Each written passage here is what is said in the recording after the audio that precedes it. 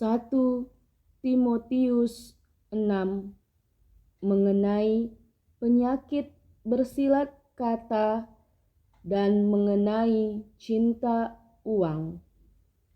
Semua orang yang menanggung beban perbudakan hendaknya menganggap tuan mereka layak mendapat segala penghormatan, agar nama Allah dan ajaran kita jangan dihujat orang.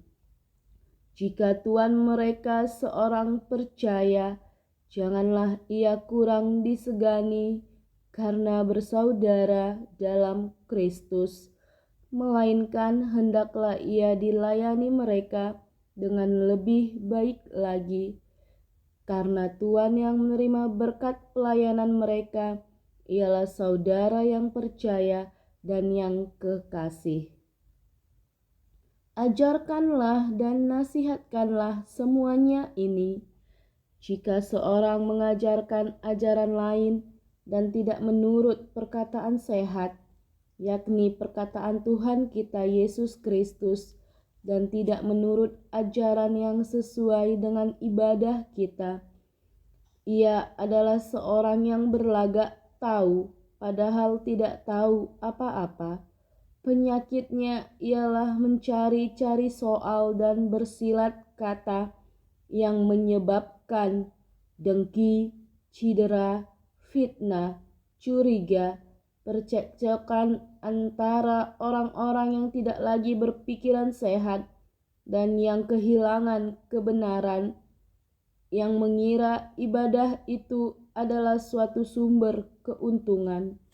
Memang ibadah itu kalau disertai rasa cukup memberi keuntungan besar, sebab kita tidak membawa sesuatu apa ke dalam dunia, dan kita pun tidak dapat membawa apa-apa keluar.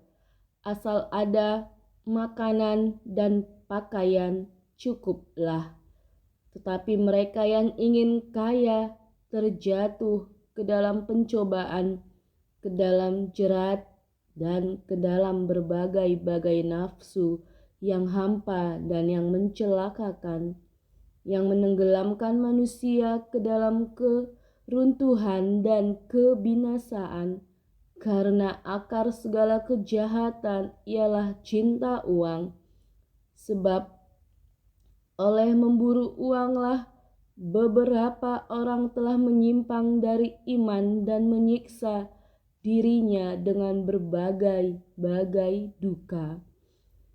Tetapi kamu, hai manusia Allah, jauhilah semuanya itu, kejarlah keadilan, ibadah, kesetiaan, kasih, kesabaran, dan kelembutan.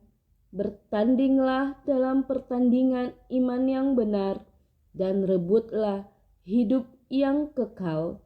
Untuk itulah engkau telah dipanggil dan telah engkau ikrarkan ikrar yang benar di depan banyak saksi, di hadapan Allah yang memberikan hidup kepada segala sesuatu, dan di hadapan Kristus Yesus yang telah mengikrarkan ikrar yang benar itu juga.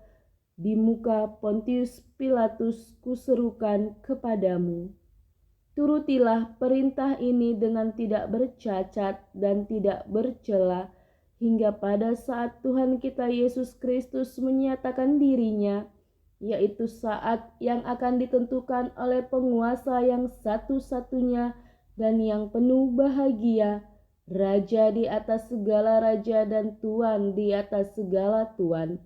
Dialah satu-satunya yang tidak takluk kepada maut, bersemayam dalam terang yang tak terhampiri. Seorang pun tak pernah melihat dia, dan memang manusia tidak dapat melihat dia. Baginya lah hormat dan kuasa yang kekal. Amin.